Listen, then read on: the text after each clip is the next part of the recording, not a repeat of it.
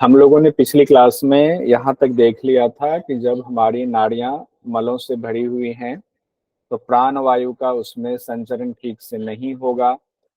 प्राण वायु का संचरण नहीं होगा तो प्राणायाम सिद्ध नहीं होगा। प्राणायाम सिद्ध नहीं होगा तो तत्व ज्ञान नहीं मिलेगा। इसीलिए पहले नाड़ी शुद्धि जरूरी है और उसके बाद फिर प्राणायाम का अभ्यास करेंगे। तो आज हम लोग उससे आगे नाड़ी शुद्धि के बारे में पढ़ेंगे कि घेरन ऋषि ने नाड़ी शुद्धि के बारे में क्या कहा है।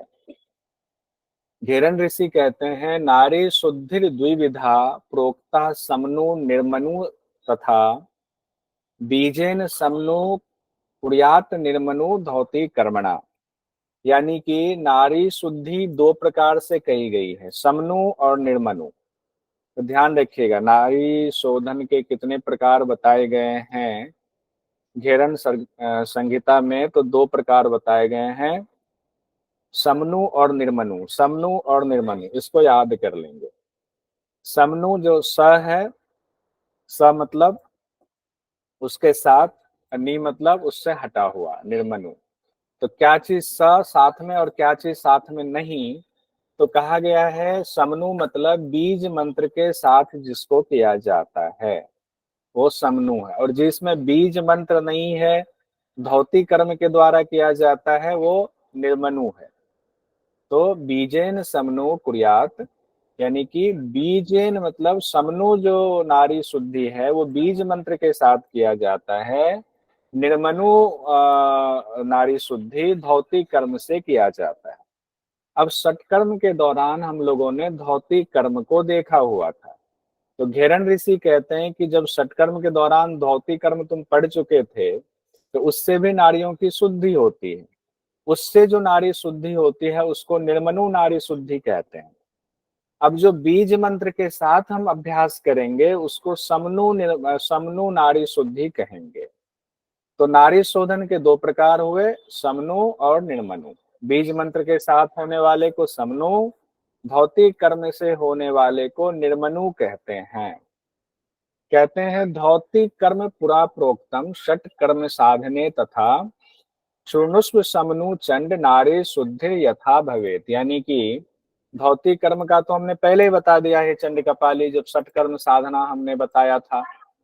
तो भौतिक कर्म से निर्मनु नारी शुद्धि होती है, तो आप ये जान लो, उसकी चर्चा यहाँ करने की जरूरत है नहीं। तो अब यहाँ पर क्या बताने की जरूरत है, समनु, कि समनु नाड़ी शोधन कैसे होता है उसके बारे में अब मैं तुम्हें बता रहा हूँ। समनु नाड़ी शोधन की विधि क्या है अब घेरन ऋषि वो बताएंगे, तो नोट कर लीजिएगा। एक तो समनु निर्मनु, एग्जाम में क्या पूछा जाएगा कि निर्मनु नाड़ी शोधन की विधि कैसे की जाती है।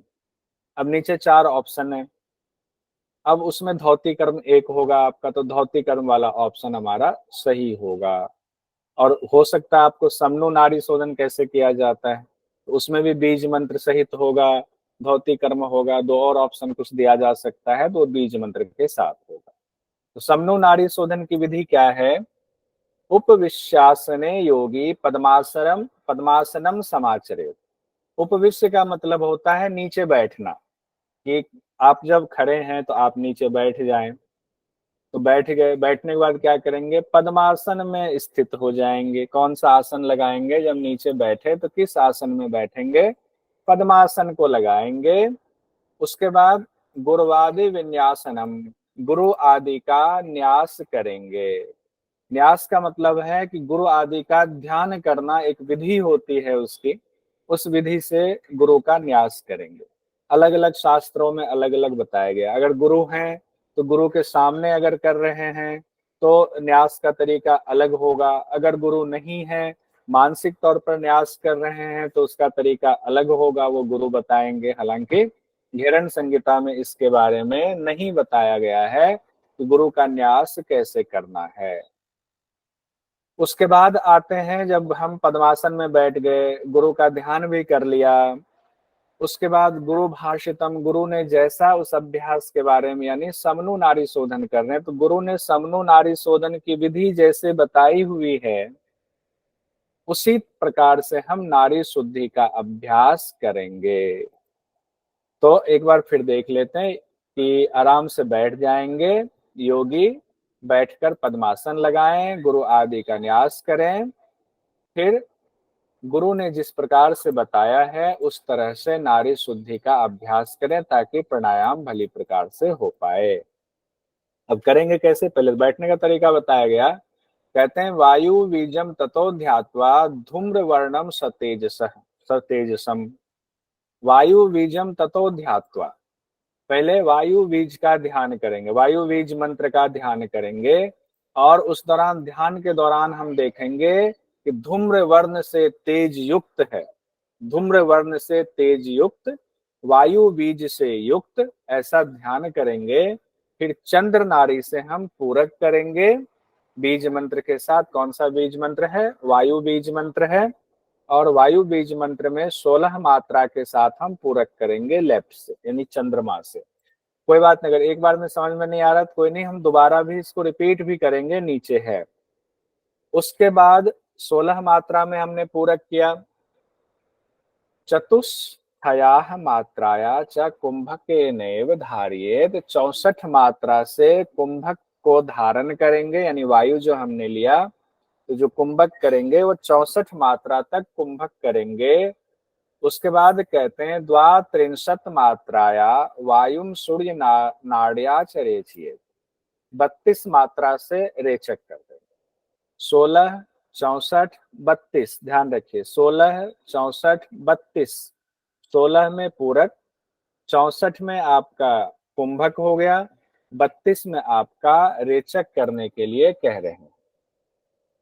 धूम्र वर्ण के समान तेजयुक्त वायु बीज मंत्र का जाप करते हुए देखिए, अब फिर से धूम्र वर्ण के समान तेजयुक्त वायु बीज मंत्र का जाप करते हुए बाई नासिका से 16 मात्रा से पूरक करेंगे, 64 मात्रा के साथ कुंभक किया, 32 मात्रा के साथ वायु को दाहिनी नाड़ी से रेचक कर दिया, लेफ्ट से लिया, कुंभक किया, दाहिने से रेचक कर दिया। उसके बाद क्या सिर्फ दाहिने से रेचक करने तक कंप्लीट हुआ, तो नहीं, समूह हम लोग नाड़ी शुद्धि पढ़ रहे हैं।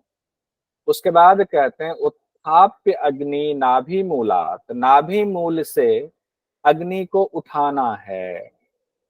अब नाभि मूल से अग्नि को उठाना है। उसके बाद कहते हैं ध्यायेत तेजो अग्नि युतम, जब उठाएंगे तो क्या ध्यान करेंगे कि तेजमय है, नाभि में अग्नि का स्थान है, तो ध्यान करेंगे तेजोमय का ध्यान करेंगे वहनी बीज मंत्र के साथ, यानी कि अब नाभि से उठा रहे हैं तो अग्नि है, अग्नि का बीज मंत्र है, उस बीज मंत्र के साथ षोडशेन सूर्य नाड़िया चतुर्वेद, यानी कि अब 16 से सूर्य नाड़ी से हमने छोड़ा था, तब सूर्य नाड़ी से 16 से अग्नि बीज मंत्र के साथ पूरक करेंगे। और नाभि मूल से किसको उठाना है, अग्नि उठाने की बात कर रहे हैं।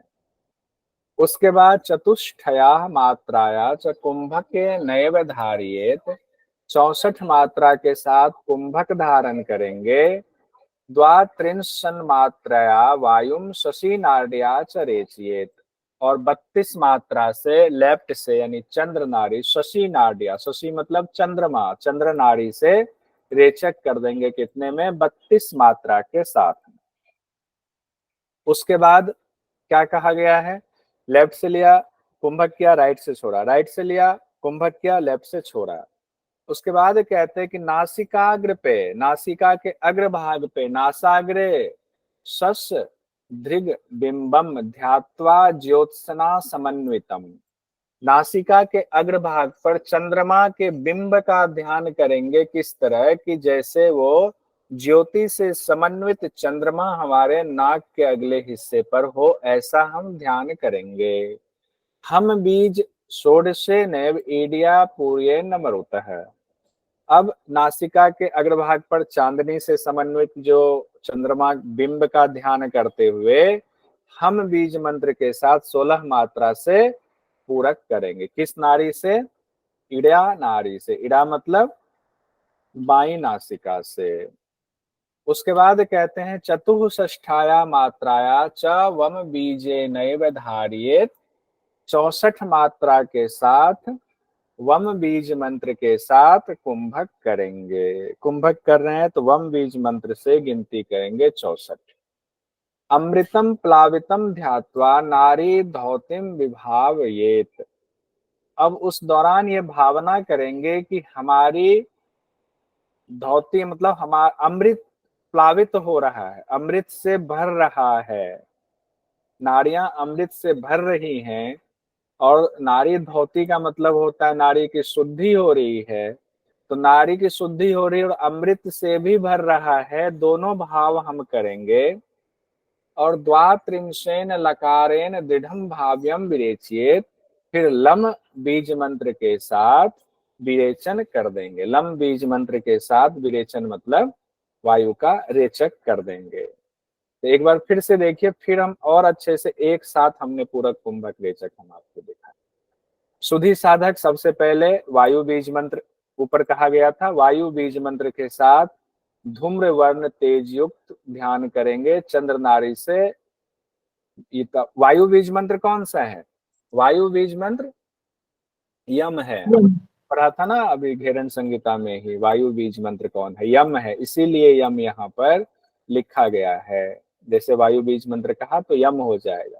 तो 16 मात्रा के साथ पूरक किया, 64 मात्रा के साथ जप करते हुए कुंभक किया, 32 मात्रा से सूर्य नाड़ी से रेचक कर दिया। यानी लेफ्ट से लेना, रोकना और छोड़ने में एक बीज मंत्र की चर्चा है।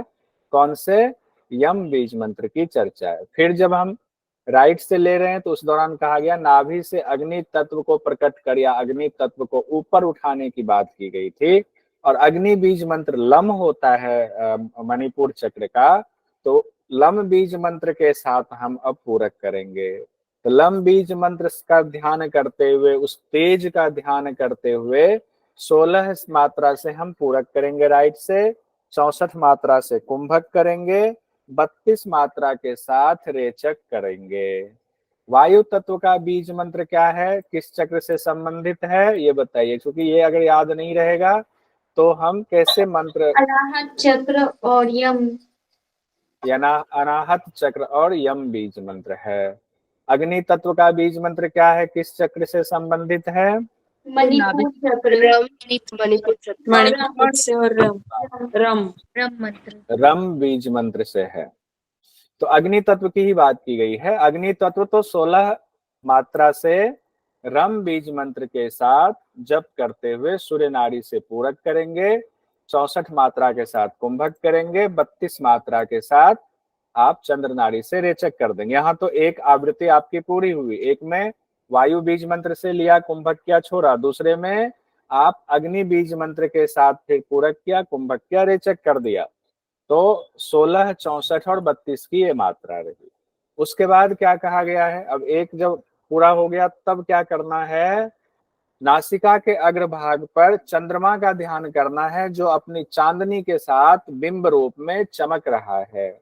और फिर क्या करना है, हम बीज मंत्र के साथ, बहुत जगहों पे ठम वगैरह होता होगा तो वो गलत लिखा हुआ है, ध्यान रखिएगा। हम बीज मंत्र के साथ 16 मात्रा से फिर से चंद्र नाड़ी से पूरक करेंगे और वम बीज मंत्र के साथ 64 मात्रा से कुंभक करेंगे। और नाभि मंडल में अमृत भर रहा है, नाड़ियां शुद्ध हो रही हैं, ये महसूस करेंगे। फिर लम बीज मंत्र के साथ 32 मात्रा से मूलाधार चक्र पर ध्यान करते हुए रेचक कर देंगे। अब इसको पूरा देखिए, पूरे स्टेप्स अब आपने अलग अलग देखा है, अब आप एक ही स्क्रीन पर पूरा देखिए। देखिए पहला स्टेप क्या है कि लेफ्ट से यानी इडा से हमने क्या किया, यम बीज मंत्र, वायु बीज मंत्र कहा गया, 16 मात्रा में पूरक किया, 64 मात्रा में वायु बीज मंत्र ही अभी चल रहा है स्टेप 1 में, 64 में कुंभक, 32 में जो है पिंगला से हमने रेचक कर दिया। वर्षा जी माइक बंद कीजिए, वर्षा जी माइक बंद कीजिए। तो ये यम बीज मंत्र से हुआ आपका पूरक कुंभक रेचक। फिर वहां से पिंगला में आपने छोड़ा है, पिंगला से रम बीज मंत्र से पूरक, रम से ही आपका कुंभक, रम से ही रेचक हो रहा है। तो पहला तो सिर्फ एक एक बीज मंत्र से तीनों क्रिया संपन्न हो रही थी, एक आवृत्ति पूर्ण हो गई।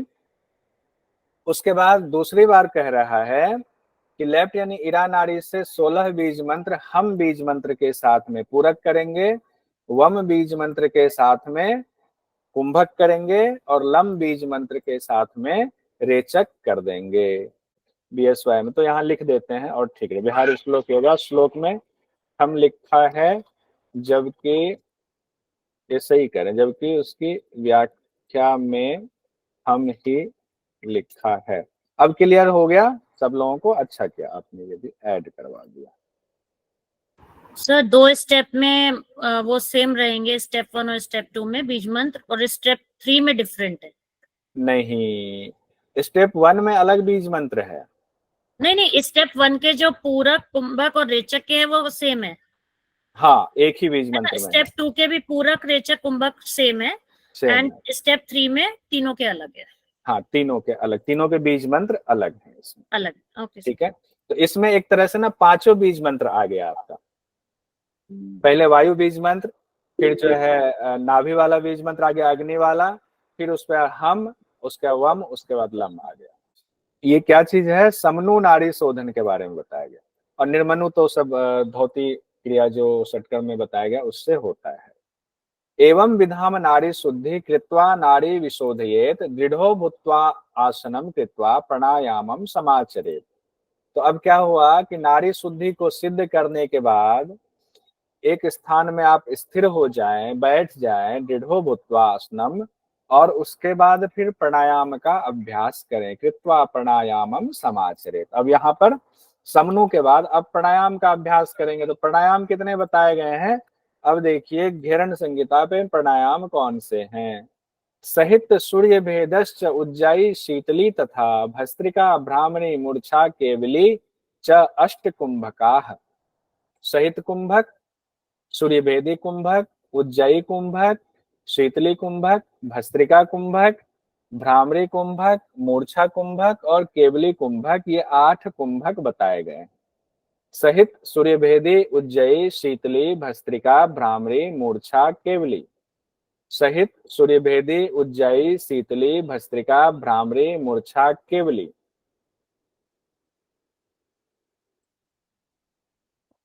अब आगे देखते हैं, 8 का नाम दोबारा लिखा हुआ है। अब हम लोग जो पहला कुंभक बताया गया है सहित कुंभक। सहित कुंभक क्या है? सहित द्विविध प्रोक्तः सगर्भश्च निगर्भकः। सगर्भो बीज उच्चार्य, निगर्भो बीज वर्जितः। अब सहित कुंभक भी 2 प्रकार से कही गई है। उधर तो नाड़ी शोधन 2 प्रकार से कहा गया था, अब यहाँ सहित कुंभक 2 विधि बताई गई है, सगर्भ और निगर्भ। सगर्भ में फिर जो है बीज मंत्र के साथ होगा, और निगर्भ कहा गया है बीज मंत्र से रहित होगा, ये कहा गया है। यानी कि सहित प्राणायाम की 2 विधि, सगर्भ निगर्भ। सगर्भ बीज मंत्र के साथ, निगर्भ बीज मंत्र के बिना किया जाता है। इसको एक साथ फिर से देख लिए, क्योंकि यहाँ कंफ्यूजन होती है। क्या कंफ्यूजन होती है? नाड़ी शोधन और सहित प्राणायाम में हम कंफ्यूज हो जाते हैं। दोनों की 2-2 विधि बताई हुई है, तो दोनों एक साथ हमने टेबल बना दिया। नाड़ी शोधन में है समनु निर्मनु, सहित प्राणायाम में है सगर्भ निगर्भ। ठीक है, समनु निर्मनु नाड़ी शोधन है, सगर्भ निगर्भ जो है प्राणायाम है। समनु बीज मंत्र के साथ, निर्मनु धौती कर्म से, बहुत बढ़िया श्वेता जी। और सहित प्राणायाम में सगर्भ जो है बीज मंत्र के साथ, निगर्भ जो है बिना बीज मंत्र के। उसके बाद हम आगे बढ़ते हैं, अब सगर्भ प्राणायाम को फिर देखते हैं, फिर निगर्भ प्राणायाम आएगा। और यहीं पर आपको जो प्राणायाम की 3 अवस्था आती है, उत्तम, मध्यम और निम्न अवस्था, उसकी भी चर्चा यहाँ पर आएगा इसी में। तो सगर्भ प्राणायाम जो पहला है आपका, उसमें कहा गया है प्राणायामम सगर्भ च प्रथम कथयामि ते। सबसे पहले सगर्भ प्राणायाम कहता हूं हे चंड कपाली। घेरन ऋषि कहते हैं सुखासने च उपविश्य प्रांग मुखो वाप्युदंग मुख। यानी कि या तो आप प्रांग मुख, या तो आप जो है पूरब की तरफ या उत्तर की तरफ मुख करके बैठेंगे, सुखासन में कहा गया है। सगर्भ प्राणायाम किसमें कर रहे हैं? सुखासन में कर रहे हैं। च उपविश्य, बैठ गए किसमें? सुखासन में। कई जगहों पर सुखासन को ये कहा गया है कि सुख पूर्वक बैठ जाए, लेकिन इसका इस्तेमाल जनरली सुखासन ही शब्द लगाया जाता है आसन के लिए। प्रांग मुख या वाप्योदंग मुख में, यानी कि या तो पूर्व की दिशा में या उत्तर की दिशा में बैठना है। रजोगुण विधि ध्यायेत वर्णम अवर्णकम। अब कहते हैं रजोगुण का ध्यान करेंगे। सुखासन में बैठ तो गए पूर्व या उत्तर की तरफ मुख करके, अब ध्यान क्या करेंगे? रजोगुण का ध्यान कर रहे हैं। वर्णम अवर्णकम, रजोगुण से युक्त है, रक्त वर्ण है और अबीज युक्त है। अवर्णकम, अबीज युक्त देवता का ध्यान करेंगे। तो बीज मंत्र यहाँ पर इस्तेमाल किया जा रहा है, अबीज मंत्र की चर्चा की जा रही है। यहाँ कहीं भी ये नहीं लिखा है कि ब्रह्मा भगवान की चर्चा, लेकिन जितने व्याख्याकार हैं इसमें सारे व्याख्याकार एक मत हैं कि अबीज मंत्र जो है वो ब्रह्मा भगवान के लिए कहा जा रहा है। ब्रह्मा भगवान के लिए ही रजोगुण भी कहा जा रहा है। ब्रह्मा भगवान के लिए ही कहा जा रहा है कि उन्हीं का ध्यान करना है जब हम अबीज मंत्र की बात करते हैं। तो ध्यान करके क्या करेंगे? तो पूरक करेंगे, यानी पूरक के देवता ब्रह्मा भगवान हुए। इस तरह से ईड्या पूर्येद वायु मात्रया षोडशय सुधि, इरा से 16 मात्रा से पूरक करेंगे ब्रह्मा भगवान का ध्यान करते हुए अबीज मंत्र के साथ में। उसके बाद पूरकांते कुंभक आदि, पूरक के अंत में जैसे ही पूरक कर रहे हैं 16 बीज मंत्र से, अबीज मंत्र से 16 मात्रा से, अब पूरक जैसे ही कंप्लीट हुआ और कुंभक अब शुरू करने वाले हैं, तो क्या करेंगे? कर्तव्यस्थ उड्डयन का उड्डयन बंद लगाएंगे कुंभक के शुरू में ही। ये नहीं कि पहले कुंभक कर लेंगे फिर उड्डयन बंद लगाएंगे, कहते नहीं, पूरक कंप्लीट हुआ उड्डयन बंद लगा लीजिए, कुंभक अब लग गया। तो कुंभक के शुरू में ही उड्डयन बंद लगा लेंगे। ईरानारी से 16 मात्रा से पूरक, पूरक के अंत में कुंभक के शुरू में उड्डयन बंद लग गया। अब क्या कहते हैं? सत्वमयम हरि ध्यात्वा उकारम कृष्ण वर्णकम। अब सत्व युक्त उकार बीज मंत्र और कृष्ण वर्ण, सत्वमय यानी कि सत्व गुण हो गए, भगवान का नाम यहाँ हरि हुआ, उकार बीज मंत्र हुआ और उनका रंग कैसा है? कृष्ण वर्णकम। ऐसा ध्यान करेंगे कुंभक के दौरान। और चतुष्टया मात्राया कुंभके नैव धारिये, 64 मात्रा के साथ में कुंभक करेंगे। तो कुंभक के देवता कौन हो गए? हरि हो गए। हरि के गुण क्या है? सत्वमय है, बीज मंत्र उकार है, वर्ण उनका है कृष्ण वर्ण कहा गया है। उसके बाद कहते हैं सत्व, अब इनका हो गया। अब आगे बढ़ते हैं, रेचक करने की बात आते हैं। रेचक के देवता कौन है? देखिए, तमोमयम शिवम ध्यात्वा मकारम शुक्ल वर्णकम। अब रेचक जो कर रहे हैं उनके देवता शिव हैं, वो तमोगुण से युक्त हैं, मकार बीज मंत्र है और उनका वर्ण जो है शुक्ल वर्ण है। वहां 32 मात्रा के साथ द्वात्रिंश मात्राया चैव रेचियेद विधिना, पुनः विधि पूर्वक जो है 32 मात्रा के साथ रेचक कर देंगे। तो पूरक के देवता ब्रह्मा भगवान नाम नहीं लिया गया है, लेकिन ब्रह्मा भगवान कहा गया, कहा गया है वहां पर। उसके बाद कहा गया है कि आपके कुंभक के देवता उ, उ हरि हो गए और रेचक के देवता शिव माँ, अ उ और माँ, एक तरह से ओम का पूरा विधि बता दिया गया है। उसके बाद कहते हैं पुनः पिंगल्या आपूर्य कुंभके नैव धारियेत इडिया रेचियेत पश्चात तद बीजेन क्रमेण तु। कहते हैं फिर पिंगला से जो है, यानी सूर्य नारी, पिंगला सूर्य नारी को कहते हैं, यानी दाहिने स्वर से फिर जो है पूरक करके कुंभक धारण करें। पहले पूरक है फिर कुंभक, तो उसी चीज को शॉर्ट में कह दिया गया। फिर पिंगला से पूरक करके कुंभक धारण कर लें, इड़ा से जो है रेचन कर दें। इसी को क्रम से तद बीजेन क्रमेण, तो जो बीज मंत्र पहले इस्तेमाल किया था उसी को क्रम से फिर करेंगे, अ उ और मा का इस्तेमाल करेंगे।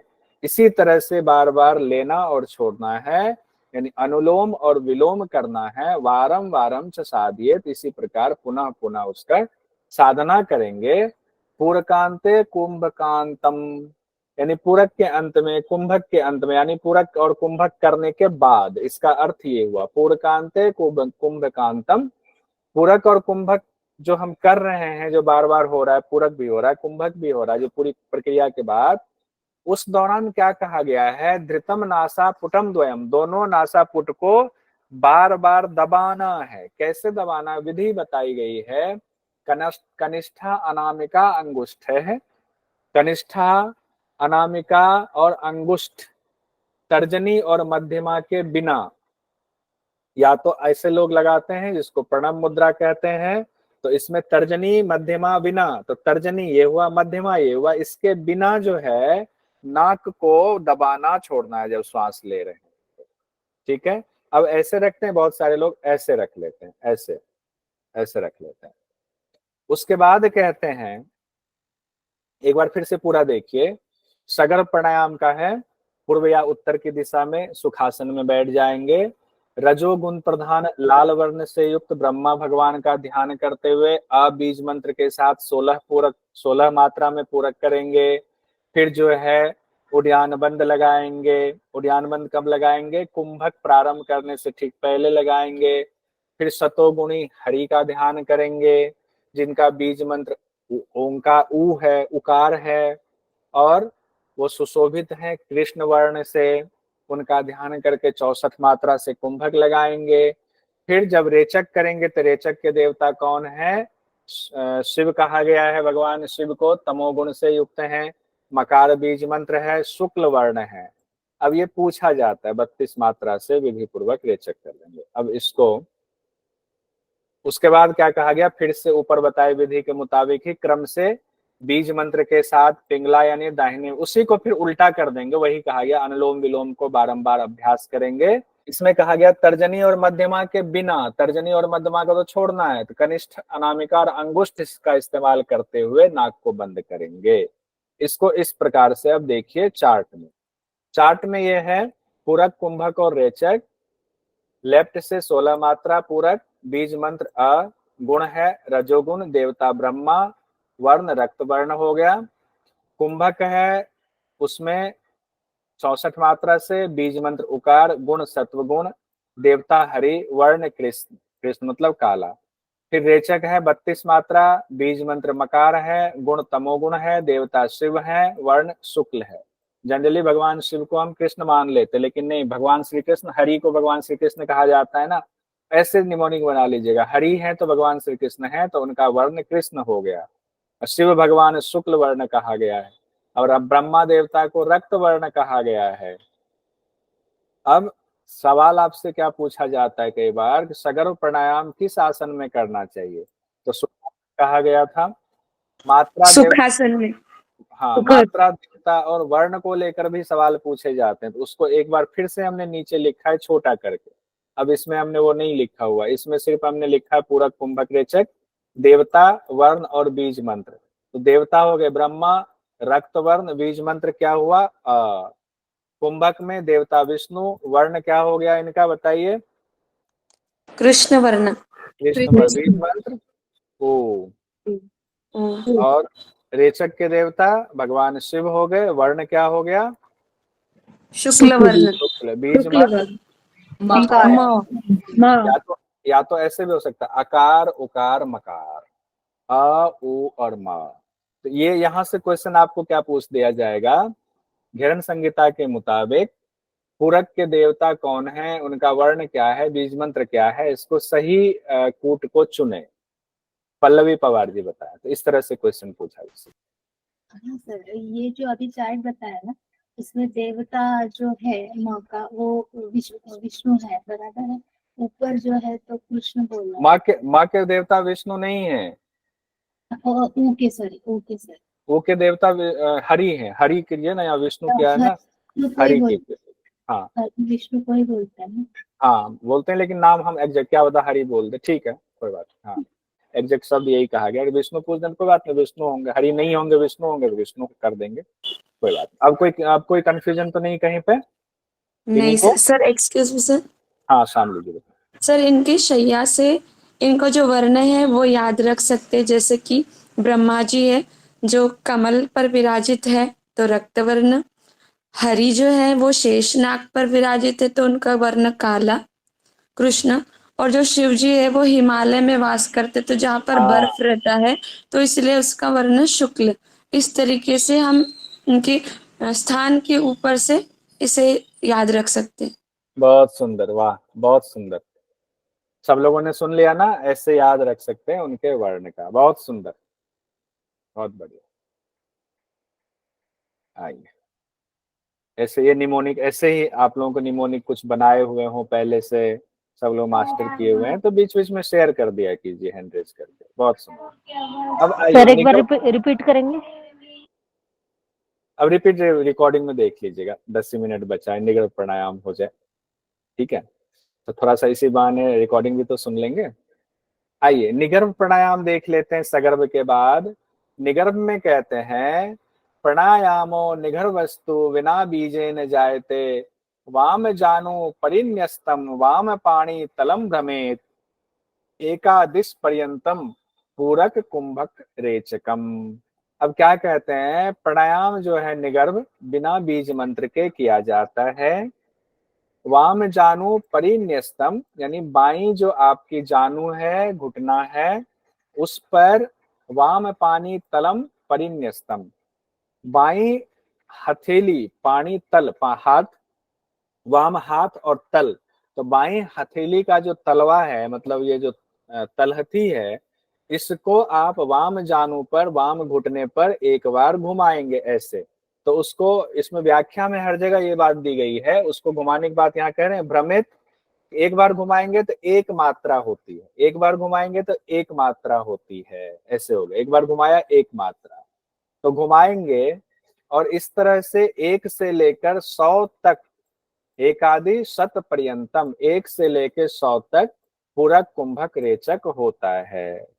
ठीक है, इसमें बहुत ज्यादा क्लियर नहीं हो रहा है कि पूरी विधि नहीं लग रही है कैसे करेंगे, लेकिन अगर बिना बीज मंत्र के कर रहे हैं, ऊपर बीज मंत्र वाला बताया गया, तो हो सकता है उसी को बिना बीज मंत्र के करेंगे, पूरी विधि वही होगी। तो निगर्भ प्राणायाम बिना बीज मंत्र के होता है। बाएं घुटने पर बाएं हाथ की हथेली को घुमाएंगे, एक बार घुमाने पर एक मात्रा मानी जाती है, ये व्याख्या में कही गई है, ये इसमें नहीं है। होती है 1 से 100 तक मात्रा, पूरक कुंभक रेचक, ये करने की बात कहते हैं। पूरक कुंभक रेचक 1 से 100 तक। फिर से क्या देखना है इसको, उसको हटाइए। अब कहते हैं, इसी के बाद कहा गया है, उत्तम वाला यहाँ नहीं आया ना, उत्तम वाला नीचे। उत्तम प्राणायाम 20 मात्रा की होती है, मध्यम प्राणायाम 16 मात्रा की होती है, अधम प्राणायाम 12 मात्रा की होती है। कहते हैं उत्तमा विंशति मात्रा, मध्यमा 16 स्मृता, अधमा 12 मात्रा, प्राणायाम त्रिधा स्मृता। यानी प्राणायाम की जो ये जो 3 विधि आपने देखा है, 3 जो इसके कैटेगरी हो गए, 3 जो इसकी कैटेगरी है, वो है उत्तम, मध्यम और अधम। उत्तम, मध्यम और अधम। उत्तम 20 मात्रा वाला, मध्यम 16 मात्रा वाला, अधम कहा गया है 12 मात्रा वाला होता है। अधम से क्या होता है, अधम जायते घर्मो, घर्मो मतलब पसीना आना, अधम से जो है पसीना आता है। मेरु कम मध्यमा, मध्यमा यानी कि आपने 16 मात्रा से करते हैं, मेरुदंड में कंपन होती है। और उत्तम से विंशति मात्रा, उत्तमा जो है, उत्तम प्राणायाम से भूमि का त्याग होता है। ये प्राणायाम की सिद्धि के लक्षण बताए गए। ये तीन आपकी सिद्धि होए, आपको सोचना चाहिए कि हमें, हमारी सिद्धि हो रही है प्राणायाम की। अधम प्राणायाम से पसीना, मध्यम से मेरुदंड में कंपन, उच्च निगर्भ प्राणायाम से भूमि त्याग, तीनों प्राणायाम की सिद्धि के ये लक्षण बताए गए हैं। अब सवाल यह है कि चूंकि ये निगर्भ के बाद दिया गया है, तो हम ये मानते हैं कि ये निगर्भ प्राणायाम के लिए कहा गया है, क्योंकि सगर्भ में तो ऊपर ऑलरेडी कहा गया है 16, 64, 32 का, और इसमें 1 से 100 तक की मात्रा कह रहे हैं, तो ये निगर्भ प्राणायाम के लिए ही कहा गया होगा। अधम, उत्तम और मध्यम वाली बात है। अब प्राणायाम की साधना के लाभ देख लेते हैं। प्राणायामात खेचरत्वं प्राणायामा द्रुजाम हति, और कहीं पर रोग नाशः भी कहा गया चौखंबा प्रकाशन में। प्राणायामः शक्ति बोधः प्राणायामः मनो उन्मनी आनंदो जायते चित्ते प्राणायामी सुखी भवेत्। कितनी बातें कह दी गई। प्राणायाम से खेचरत्व की प्राप्ति होती है, खेचरत्व मतलब आकाश गमन की शक्ति आती है। प्राणायाम से जो है रोग का नाश होता है, रोग दूर होते हैं। प्राणायाम से शक्ति बोध यानी कुंडलिनी शक्ति का बोध होता है। प्राणायाम से मनो उन्मनी की अवस्था आती है, मनो उन्मनी समाधि को कहते हैं, मनो उन्मनी की अवस्था आती है। फिर आनंद जो है आपको आता है, चित्त में आपके आनंद ही आनंद आता है और प्राणायाम करने वाला हमेशा सुखी होता है। इतनी बातें कही गई। एक बार फिर देख लीजिए, लिखा हुआ है कलरफुल बढ़िया सा। प्राणायाम की साधना से आकाश में विचरण की शक्ति या योग्यता आती है, खेचरत्व की प्राप्ति होती है। प्राणायाम से रोग नष्ट होते हैं, कुंडलिनी का जागरण होता है, मनो उन्मनी समाधि लगती है, चित्त में आनंद की प्राप्ति होती है, साधक सुखी होता है। ये प्राणायाम के लाभ बताए गए हैं। अब हम लोग देखिए, इसको इस ब्रैकेट में भी कर दिया हुआ है। आकाश गमन, सभी रोग नष्ट, कुंडलिनी जागरण, मनो उन्मनी अवस्था, चित्त में आनंद का अनुभव, वह योगी सुखी रहता है। आज यहीं तक हम लोग रखेंगे। सूर्य भेदी से यानी दूसरे कुंभक से हम लोग कल कंप्लीट करेंगे, क्योंकि पहला वाला ना बहुत उलझा उलझा सा था, इसीलिए ना उसको वहीं तक छोड़ना ठीक है, एक ही दिन में नहीं तो गड़बड़ हो जाएगा।